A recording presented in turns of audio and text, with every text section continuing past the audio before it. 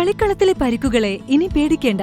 എല്ലാവിധ സ്പോർട്സ് ഇഞ്ചുറികൾക്കുമുള്ള സമഗ്ര പരിഹാരം ഇവിടെയുണ്ട്. ABC orthopaedic hospital, near Kairali theatre, Calicut road, Manjeri.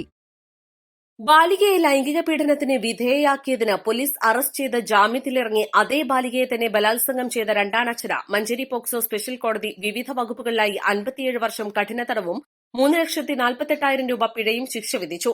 Tamil Nadu സ്വദേശിയാണ് ജഡ്ജി AM അഷ്റഫ് ശിക്ഷിച്ചത്.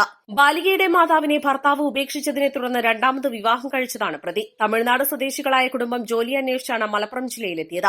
ജില്ലയിലെ വിവിധ ഭാഗങ്ങളിൽ വാടക ക്വാർട്ടേഴ്സുകളിൽ താമസിച്ച് ജോലി ചെയ്ത് ജീവിച്ചു വരികയായിരുന്നു. പെൺകുട്ടിക്ക് 12 വയസ്സുള്ളപ്പോഴായിരുന്നു ആദ്യ പീഡനം. കുട്ടിയുടെ മാതാവ് ജോലിക്ക് പോകുന്ന സമയങ്ങളിൽ താമസ സ്ഥലത്ത് വെച്ച് കുട്ടിയെ പലതവണ ബലാത്സംഗം ചെയ്തുവെന്നാണ് കേസ്.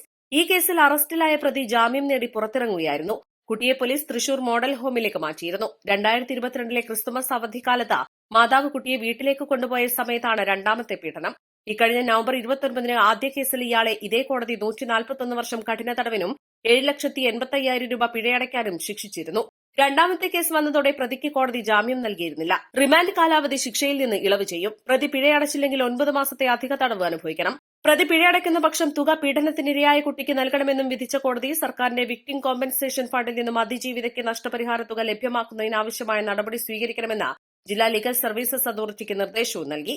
അതിജീവിതയുടെ മാതാവ് കേസിൽ രണ്ടാം പ്രതിയായിരുന്നുവെങ്കിലും കോടതി ഇവരെ കുറ്റക്കാരിയല്ലെന്ന് കണ്ട് വെറുതെ വിട്ടു.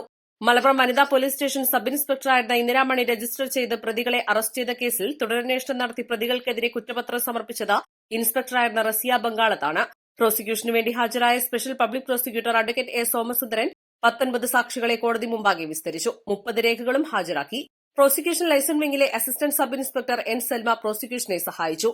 തവനൂർ സെൻട്രൽ ജയിലിൽ പ്രതിയുടെ തടവ് ശിക്ഷ തുടരും. East Live, Manjeri.